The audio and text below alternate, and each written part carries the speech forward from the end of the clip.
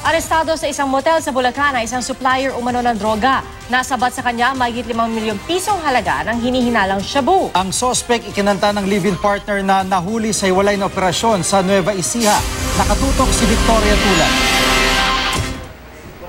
Nang pasukin ng mga otoridad ang motel na ito sa Kalumpit, Bulacan, naaresto nila sa kwarto ang kanilang target. Ang umano'y drug supplier na si Kimberly Arsadon. Nakuha sa suspect ang mahigit 1 kilong shabu. Ikinanta si Arsado ni na Melvin Samson at Girly Santiago, live-in partners at tulak umano na nahuli sa hiwalay na buy-bust operation sa Nueva Ecija. Ayon sa pulisya, sa Quezon City dapat gagawin ang transaksyon. Na-recover kina Samson at Santiago ang 120 grams ng shabu. Mahigit 5 million pesos ang kabuang halaga ng shabu na nakuha sa mga suspect. Sa information na kukuha natin, ang supplier nila is Chinese national and nakakulong na daw sa Bilibid. Pawang high-value targets ang mga suspect. Si Samson nasa drug watch list ng Malolos Police at dati nang nahuli noong 2015 dahil sa illegal na droga.